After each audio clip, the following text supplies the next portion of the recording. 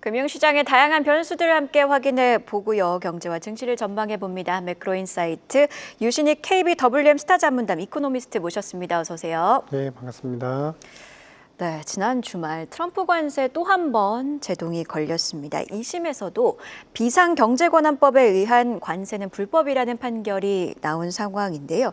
트럼프는 일단 즉각 상고 의사를 밝힌 상황, 관세는 계속해서 유지가 된다 이렇게 해석을 해봐야 될까요?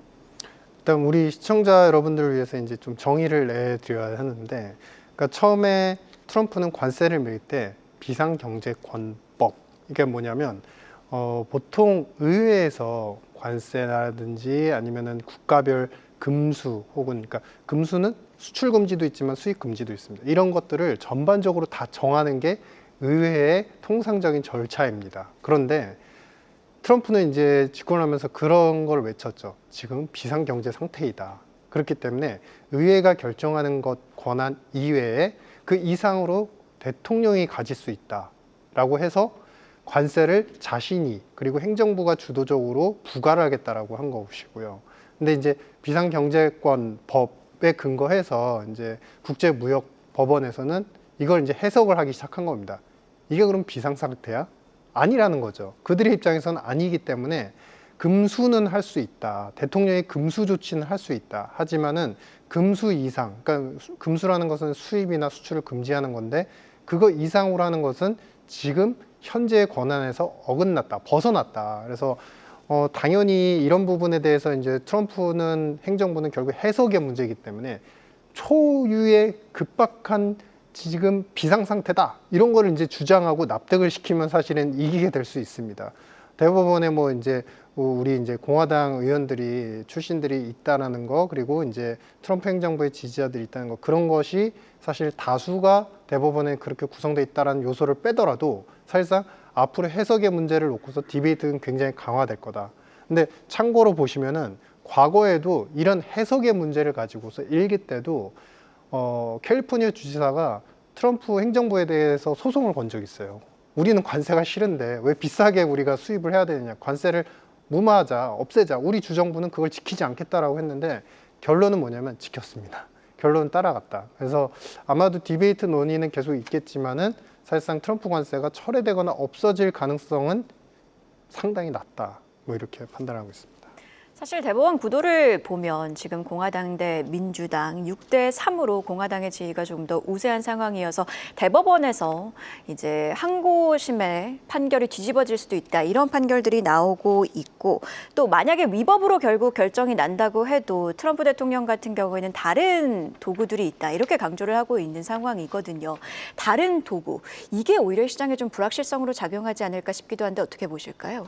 오히려 이제 이거를 불확실로 해석하기도 보다는 섣부른 트럼프 이기 때는 약간의 뭐 우회적으로 뭔가 통과할 수 있는 뭔가가 있지 않을까라는 기대 자체를 안 하는 게 사실은 우리 입장에서는 안전하다. 왜냐하면은 지금 말씀하신 것처럼 무역 관련 법이 있고요. 상무부에 상무부 관련된 법이 있습니다. 그러니까 지금 트럼프를 중심으로 해서 관세를 매기는 이제 여러 가지 조직 기관체를 보시면은 트럼프 행정부에서 모니터링을 하고요. 그다음에 무역 상무부에서도 하고요. 그다음에 자체 상무부의 상무국에서도 또 합니다. 그러니까 이 세 기관이 존재를 하기 때문에 어떠한 방식으로든, 그러니까 상무부는 그럼 국제무역법하고 무슨 관계인데요? 상무부는요, 직접적으로 이제 상품이 들어오면 그 상품을 내수, 그러니까 미국 내에 그것을 진짜로 반입을 할 것이냐, 그리고 반입한다면 어떤 가격 절차를 매길 거냐, 그러니까 세부적인 절차에 또 들어갑니다. 그래서 실질적인 권한은 사실은 상무부의 또 위 행정부인 트럼프 행정부의 모든 권한들이 종속이 되기 때문에 사실상 이게 설령 만약에 위법이라 나온다 해도 트럼프 관세가 없을 것이니까 우리 입장에서 투자를 안 해도 되겠지? 관세가 없어지니까 예전처럼 모든 게 다 평화로워지겠지라는 기대를 하기에는 조금 약하다. 내부에서 항상 자유민주적 어떤 권한과 절차에 대해서 항상 디베이트가 있고 필리버스 공개 청문회가 있는 그런 이제 문화에서 항상 트럼프에 대한 제동들은 중간중간 나오곤 했지만 이게 현실화된 적은 거의 없었다, 이렇게 판단이 됩니다. 오늘 새벽에 나온 뉴스를 좀 보니까 트럼프 행정부 내에서 사법부가 만약에 관세를 인정하지 않는다면 관세 협정을 체결한 국가들이 협정을 이행하지 않을 것이다. 이런 우려사항을 사법부에 전달했다는 소식이 있었더라고요. 네. 이렇게 우려사항처럼 만약에 관세가 위법으로 결정이 날 경우에는 한국과 일본과의 그런 관세 협정이 좀 무효가 될 가능성도 있을까요? 그러니까 그 부분은 이제 디베이트하는 논리에서 트럼프가 내세운 거죠. 이렇게 하면은 우리가 그동안에 관세 협정하면서 투자금 다 받고 지원받기로 약속했는데 그거 다 없어지는 거 아니야? 그러면 말 듣겠어?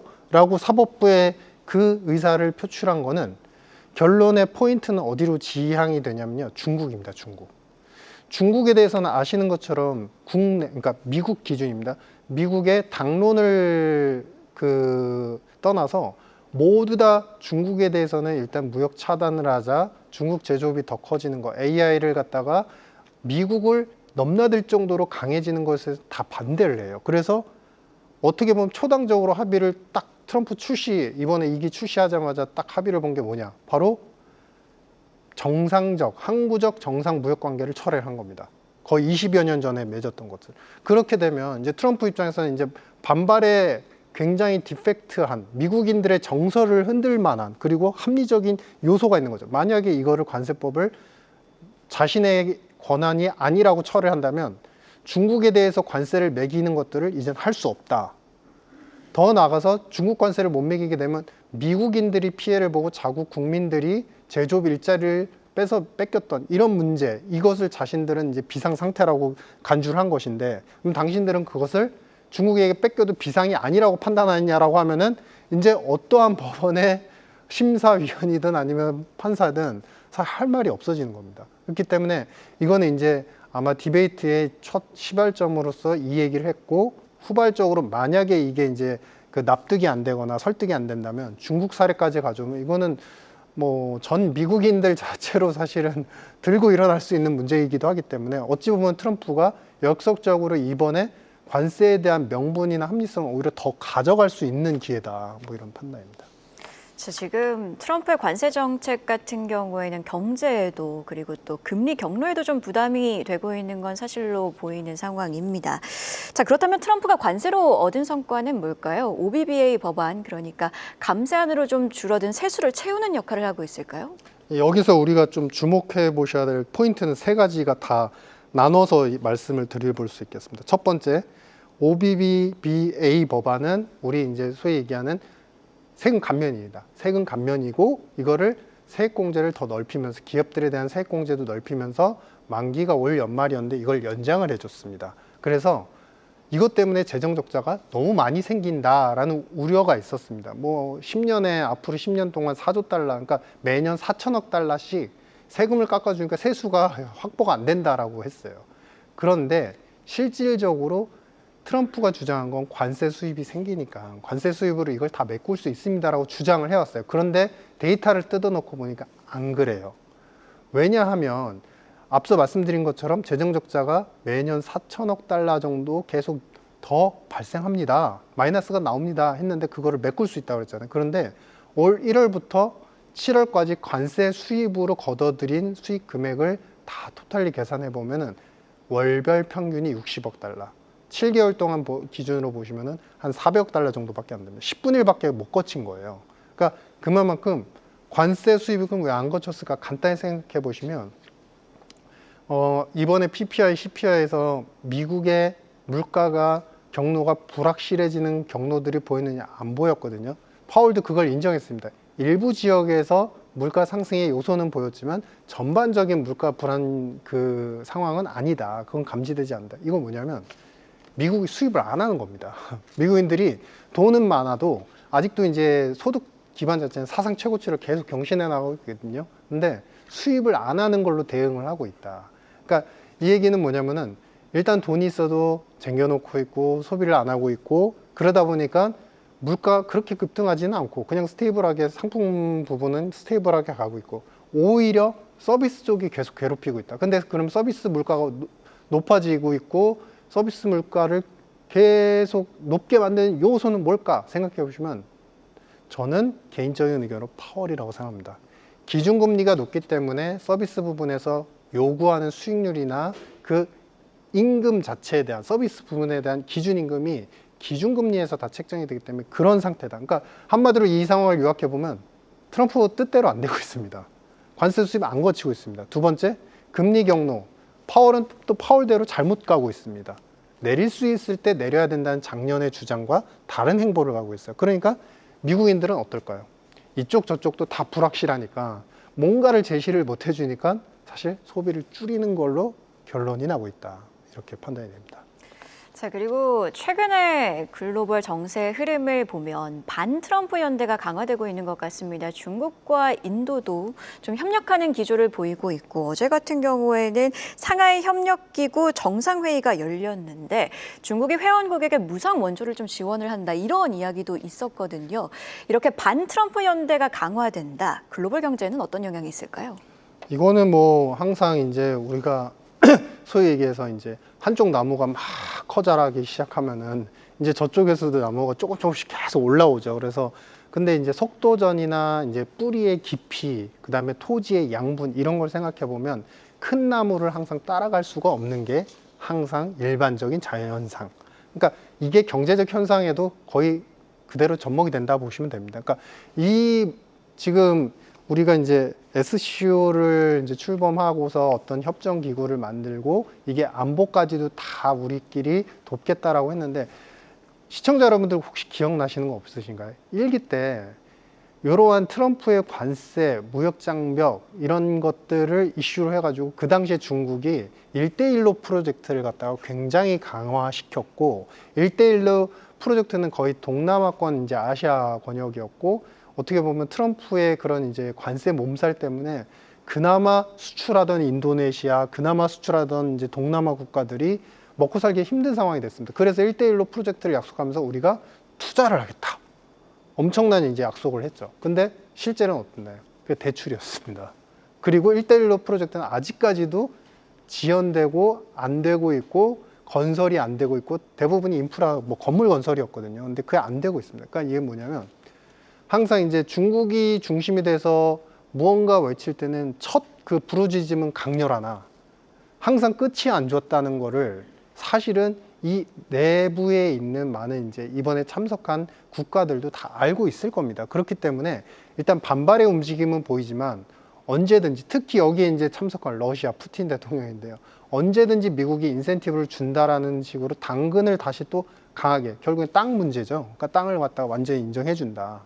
이렇게 되면은 언제든지 빠져나올 수 있는 와해가 너무나 쉬운 집단이기 때문에 이것에 대해서 우리가 너무 강력한 경계심은 안 가지셔도 될 것 같다. 뭐 이런 판단입니다. 결국에는 큰 나무 미국 쪽으로 흐름은 흐르게 돼 있다 이런 네. 입장이신 것 같습니다. 잭슨홀 심포지움 이후에 뭐랄까요 시장의 방점은 물가보다는 경기 쪽으로 향하고 있는 상황. 일단 오늘 밤에는 미국 ISM 제조업 PMI가 공개됩니다. 7월 PPI처럼 관세 영향이 좀 나타나게 될까요? 어떻게 보고 계실까요? 그러니까 이게 정확히 우리가 분석해야 되는 부분은 뭐냐면 이번 PPI 때는 그 뭔가 숫자가 웨어하우징이라는 창고 운수업이 가격이 올랐어요. 그래서 이게 창고 운수업은 뭐냐면요. 물건을 갖다가 중간재나 원자재를 갖다가 창고에다 쌓아 놓는 거예요. 근데 그쪽 가격이 팍 뛰었어요. 그러니까 사람들은 추측을 하죠. 뭐라고 추측하냐면은 물건을 사재기를 해가지고 이렇게 쟁겨놓기 시작하는 거 보니까 무언가 쇼티지가 나지 않을까라고 불안을 했지만 실제로 PC 물가, 개인 소비 지출 물가에서 보니까 개인들이 상품을 사재기를 하거나 뭐 미리 뭔가를 땡겨놓는 그런 수요 욕구들은 보이지가 않아요. 그러면 이건 뭐냐면 일시적이었을 가능성이 크다라는 것이고 이번 ISM에서 우리가 그러면 주목하셔야 되는 건 뭐냐면 물가에 대한 기대 심리 자체가 안 좋은 건 유지가 될 거예요. 왜냐하면 지금 관세는 계속 유지가 되고 있으니까요. 왜냐면 물가는 이제 언젠가 그냥 계속 언젠가는 불안하다. 언젠가는 불안하다. 여기에 이제 촉발을 시킨 분은 이제 전 파월 의장이라고 이제 생각을 하고 있는데 결론은 뭐냐면 이번 ISM에서도 신규 주문과 신규 고용에 대한 서베이 항목이 만약에 떨어지게 나올 가능성이 크고 그게 떨어져 있다라고 하면은 9월에 금리 인하의 명분, 특히나 최근에 스티븐 미란이 파월의 정책, 그러니까 페드의 정책보다는 파월의 정책에 대해서 굉장히 강력한 비난을 하고 있거든요. 그러니까 그 부분이 어떻게 보면 입증이 되는 것이다. 금리를 내려야 될 때 안 내려서 신규 주문 경기에 대한 탄력성들이 다 약화되고 있다. 그래서 오늘 만약에 ISM 이 지수의 서베이 항목들이 다 있는데 그 중에서 고용 부문, 그 그다음에 신규 오더, 그러니까 주문 이런 것들이 떨어진 게 확인이 되면 9월 금리 인하는 거의 이제 기정사실화 될 것 같다. 뭐 이런 판단입니다. 언급을 해주신 것처럼 고용 그리고 신규 주문과 관련된 항목들 오늘 밤에 어떻게 발표되는지 계속해서 지켜보도록 하겠습니다. 물가 우려가 많았지만 앞서 언급을 해주신 것처럼 7월 PC에는 그렇게 물가 우려가 반영되지 않았고 또 지금까지 그렇다면 왜 물가 우려가 반영되지 않았는지 그 배경이 좀 궁금해지는데 어떻게 보고 계실까요? 미국의 소비 구조는 단순합니다. 한 60, 70%는 서비스를 삽니다. 서비스를 산다는 건 뭐냐면 교육 서비스도 있고요. 그다음에 우리가 소위 얘기하는 이제 보건 복지, 그러니까 거기에 이제 메디케어도 들어가고요. 여러 가지 이제 엔터 부분에 대한 거, 그다음에 레저에 대한 거. 레저는 우리가 숙박 이런 것들이 다 들어가는데 이쪽의 소비의 비중이 상당히 크고 우리가 내구재, 그러니까 상품에서는 내구재 소비가 많은 비중을 차지하는데 우리 내구재는 뭐가 들어가죠? 그 주택과 관련되는 여러 가지 가구라든지 아니면 집과 관련되는 부속품들 이런 거 이제 수리도 하고 굉장히 많은 교체도 작업이 이루어지기 때문에 목재 가구들이 많기 때문에 그런 부분이 들어가고요. 또 중요한 부분이 상품 중에서 제일 큰 비중으로 들어가는 쪽이 누구냐면은 자동차입니다. 근데 이번에 7월에 CPI 나왔던 것들의 지표를 보시면은 신차 가격은 그냥 스테이블해요. 올라가진 않아요. 근데 중고차 가격은 살짝 올라요. 그러니까 뭐냐면은 지금까지 현상을 놓고서 PPI, CPI, 그 다음에 PC 물가 이거를 다 종합해서 보시면 사실 소비자들은 어떻게 될지 모르는 불확실성 그리고 신차가 그리고 최근에 가격이 좀 오른 상태이다 보니까 가격이 비싸졌죠. 이번에 나온 테슬라의 사이버 트럭만 보셔도 1억, 그러니까 우리 돈으로 치면 1억 8천 이상이 되거든요.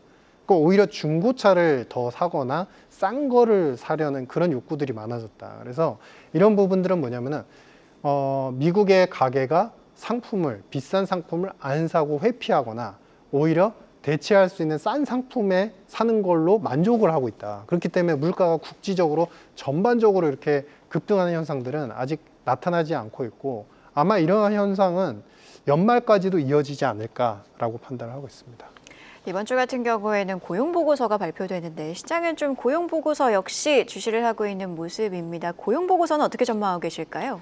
이번에도 지난번처럼 이제 드디어 지난달부터 사실은 신규 고용 자체가 10만 이하권으로 떨어지기 시작을 했죠. 그래서 지금 10만 이하권을 제가 이제 강조해 드린 이유는 요 10만 건 자체가 굉장히 중요한 크리티컬 포인트입니다. 왜냐하면요.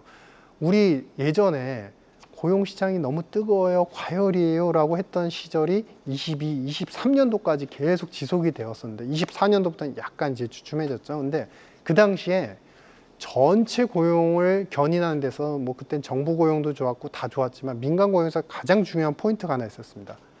바로 비즈니스 서비스. 그러니까 기업들이 비즈니스를 하는 데 있어서 서비스. 이 얘기는 뭐냐면은 뭐 회계 관리라든지 장부 관리, 건물 관리, 뭐 임대 관리 이런 것들을 다 종합적으로 토탈 솔루션을 주는 그러한 사업 분야에서 채용 건수가 최소한 10만, 20만씩 늘어난 적이 있었어요. 그러니까 이 얘기는 기업들이 투자를 하고 새로운 비즈니스를 막 열심히 구상하고 새로 런칭을 하니까 그 관련된 서비스가 필요한 거예요. 근데 최근에는 그 부분들이 3만, 2만, 거의 10분의 1 토막 나가지고 신규 고용이 확 줄어드는 상태입니다. 즉, 이 얘기는 기업들이 투자를 안 하고 있고 물론 이제 빅테크는 하죠. 근데 전체 제조를 보면 투자를 안 하는 상태가 상당히 빠르게 가속화되고 있다는 겁니다. 그래서 아마도 이제 고용이 10만 이하권을 또다시 기록할 가능성이 크고 이러한 중심적인 어떤 그 성장의 패턴을 만들었던 고용 산업 분야가 조금씩 위태한 모습을 보이게 된다면 저는 이제 개인적인 의견으로는 연말 추가적인 금리 인하 2회까지도 해서 총 연말까지 3회도 충분히 가능한 구조로 경제 상황은 전환이 되고 있다. 다만 파월 의장이 마지막 퇴임하기 전까지 어떤 스탠스를 보일지는 약간의 미지수는 있다. 뭐 이런 판단입니다. 지금 고용이 10만 이하로 완만하게 둔화될 가능성을 언급을 해주셨어요. 만약에 이번에 나올 고용 보고서가 또 한 번 쇼크, 그러니까 예상을 하회하는 수준으로 나온다면 B컷 가능성도 있지 않을까 싶은데 이에 대해서는 어떻게 보시나요? B컷까지는 아직까지 모르겠습니다. 왜냐하면 구조적인 요인 자체가 물론 이제 앞으로 여기서 금리 인하를 열심히 하고 무언가 시장에 활력소를 넣어주지 않으면 미국은 지금 심리적 둔화로 판단이 되지만 앞으로 여기서 금리 인하를 열심히 안 해주면 심리적 둔화에서 진짜로 침체로 전환이 될 수 있는 국면입니다. 그래서 분명히 B컷도 필요하고 연말까지 어쨌든 B컷을 하던 아니면 1회를 하던 그러니까 25bp만 하던 사실은 최소한 3번 75bp 인하는 필요한 상황입니다. 그러니까 중립금리가 이제 미국이 거의 3.5% 3% 중반대 초중반대로 예상을 하는데 거기에 근접할 정도까지는 낮춰놔야 된다라는 게 이제 어떻게 보면 경제적 분석에 의한 입장이고요. 근데 다만 중요한 거는 이번에 파월 의장은 사실은 계속적으로 남에게 무언가 숙제를 넘기는 듯한 잭슨홀 미팅 연설이 있었어요. 즉 작년에 고용이 대폭 하향 조정이 되니까 B컷을 내려야 된다라는 명분을 내릴 수 있을 때 내려야 됩니다라고 얘기했지만 이번 같은 경우는 고용이 약화되고 있다. 그래서 무언가 페드 입장에서 뭔가 강력한 대응이 필요하다. 이런 멘트보다는 고용이 약화되고 있고 이런 부분에 우리가 주시해야 된다. 이 정도 코멘트에서 그쳤단 말이죠. 그만큼 강조를 하지 않았다는 것은 자신의 임기 내에 그렇게 강력한 금리 인하는 안 할 수 있다는 시그널이기 때문에 아마도 경제적으로는 필요성은 충분히 B컷도 있지만 사실상 B컷까지는 안 할 가능성이 있다. 이미 포인트를 좀 준 것이다. 뭐 이런 판단입니다. 그리고 트럼프가 연준이사로 지명한 스티브 미란의 청문회가 4일부터 열리고 리사 쿡 연준이사가 9월 FOMC에 참석할지도 조금 불투명한 상황인데 이런 변수들이 연준의 정책에는 어떤 영향이 있을까요? 이제 지금은 과도기로 평가를 하겠죠. 그러니까 이것 자체가 금리 정책, 통화 정책에 불확실성을 준다기보다는 이 과도기에서 과연 어찌 보면은 트럼프가 지금 시장의 입장에서 보면 다 나쁜 건 아니잖아요. 금리 인하를 주장하고 있고 왜 안 하냐라는 주장 부분은 사실은 시장은 트럼프를 지지하고 있는 거나 다를 바가 없습니다. 그런데 스티븐 미란에 대한 청문회 요소가 과연 지금 트럼프 행정부의 정책들이 백악관에서 주던 이런 정책들이 합리적이냐 그리고 관세에 대한 문제를 다시 한번 짚고 넘어갈 가능성이 있고요. 두 번째, 스티븐 미란이 최근에 이제 차기 연준 의장에 대한 면접을 보고 있는데 그 기반은 파월 의장에 대한 네거티브 코멘트가 상당히 많았습니다. 내릴 수 있을 때 내릴 수 있을 때 내리지 않았기 때문에 실기를 했다. 이런 부분에 이제 지적들이 있는데 여기에 대해서 얼마나 정당성을 확보하느냐 이런 것들이 총체적으로 트럼프의 경제 정책 물론 관세에 대해서는 갑론을박 계속 앞으로 디베이트가 되겠지만 현재의 정책과 금리 방향성에 대한 압박들이 과연 그러할 만했느냐 아니면은 도를 넘어서 지금 독립성을 저해야 하는 거냐 여기에 포인트가 청문회 요소가 생길 것이다. 그래서 아마 이거를 잘 넘어간다고 한다면 사실은 이번 기를 계기로 해서 트럼프 행정부의 금리 인하에 대한 압박들이 독립성 훼손이 아니라 경제를 살리기 위한 명분이었다는 것을 더 강력하게 이제 당위성을 가지지 않을까. 그러면 시장은 다소의 안정감을 다시 찾을 수 있을 것 같다. 뭐 이런 판단입니다. 자, 시장의 유동성 관련해서 스테이블 코인 시장도 좀 주목을 받고 있습니다. 스테이블 코인 시장이 커지면 금리 정책에 영향을 줄 수밖에 없기 때문일 것으로 보이는데 스테이블 코인 시장이 증시에는 어떤 영향을 줄까요? 일단 우리가 이제 스테이블 코인은 앞서도 한번 말씀드린 바 있지만 우리가 이런 구조를 생각해 보셔야 돼요. 돈이 이제 찍어졌어요. 그리고 유신이라는 사람이 돈이라고 생각을 해 보십시오. 근데 이 유신이라는 사람의 체력이 약화가 되면서 예전에는 회사 일도 열심히 하고 방송도 열심히 하고 책도 쓰고 리포트도 잘 작성했는데 이제 서서히 조금씩 못하게 돼요. 힘이 빠지면서. 지금의 형국이 돈은 풀려 있지만 거의 이제 전 세계적으로 보면 100조 달러 이상이 풀려 있는 상태인데 그 돈이 안 돌고 있습니다. 혹자는 사실은 일부 연구기관, 국제연구기관에서 분석한 걸 보면 30~40%의 돈이 그 중에서 다 잠식이 돼 있다고 해요. 세금 탈루, 범죄, 아니면 불법 작업 이런 식으로 탈루가 됐다는 거죠. 그래서 이런 부분들이 돈이 다시 활력소를 갖게끔 만드는 아바타 돈을 찍는다는 의미에서 스테이블 코인은 앞으로의 신용, 왜 이게 어떤 신용으로 쓰이는데 소비 결제, 송금, 그 다음에 전자 토큰화된 그 주식을 전자 토큰화해 가지고 이제는 스테이블 코인으로도 주식을 살 수 있다라는 이제 그 지니어스 법안의 내용이 있거든요. 그러니까 그만큼 앞으로 신용과 전반적인 금융시장의 유동성에 상당히 갑자기 이제 더블로 늘어나는 그런 형국이 되는 겁니다. 그래서 그런 부분에 대한 기대감은 여전히 존재를 하지만 다만 이게 연말까지 조금 미뤄질 수는 있다. 왜냐하면 실제 실행까지 다소의 시차는 걸린다라고 판단이 됩니다. 마지막으로 질문을 하나 드리면요. 금 선물이 사상 최고치를 기록하고 있고 은 가격도 마찬가지로 상승세를 이어가고 있는 상황. 다만 암호화폐 시장은 좀 변동성을 보이고 있습니다. 비트코인이 11만 달러를 회복했지만 계속해서 하방 압력을 받아가고 있거든요. 이런 차이는 어디서 올까요? 스테이블 코인은 사실은 스테이블 코인이 아니죠. 비트코인, 이제 암호자산은 전략자산 비축을 주장했던 거는 미국입니다. 중국은 하지 않았어요.